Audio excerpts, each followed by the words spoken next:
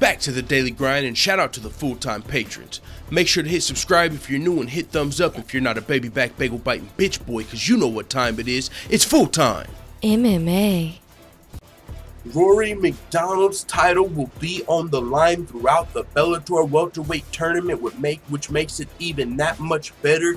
On top of that, we've got the 10th contestant, and it's Paul Daley. What the fuck are you talking about? Let's go Bellator. It's a great time to be an MMA fan, and even better time to be a Bellator MMA fan, because they've been doing everything right, it seems, for the last year, year and a half, 2 years, and they've just been making strides to, they were already known as the B League, but now it's like they're trying to take the motherfucking UFC's place as the A League.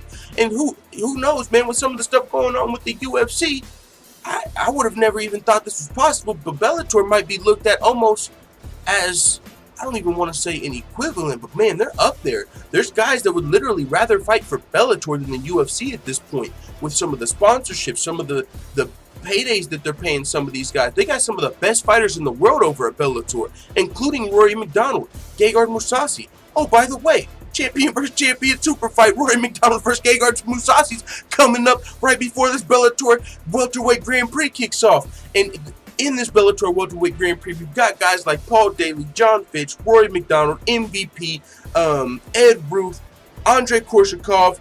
I could fucking go on and on. Former champion Lorenz Larkin. We have Douglas Lima. Bunch of great welterweights, and they're all going to be competing for this Rory MacDonald's title all the way throughout the tournament, and that's even better. Now, with Paul Daley coming into the fray, we have to see Paul Daley versus MVP. I know that there's been talks that might not be the first matchup in the tournament, but I know Scott Coker's not going to do that to the fans. Scott Coker's a good man, and he usually sees when the fans want to fight, and when the time is there, he takes up that opportunity, like with the Rory MacDonald versus Gegard Mousasi situation.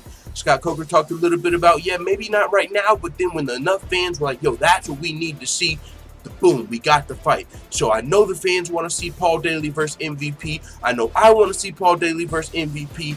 And if these guys don't fight each other in the first round of the tournament, there's a chance one of them could win, one of them could lose. They might not be on the same bracket, and we might never get to see this fight. But if they're both in the tournament, first round, winner moves on. Let's fucking get it. It is what it is, man. And as far as Rory MacDonald's welterweight title, how that plays out, just before we get out of here, Rory MacDonald, whoever he fights in the first round, if he loses, he could lose his belt. And then whoever that guy fights, or if he wins, he keeps his belt. But then if he loses in the next round, or whoever wins the first fight, if you win Rory MacDonald's belt in the tournament and then you lose your next fight, you lost your belt. So the belt could change hands multiple times throughout this tournament.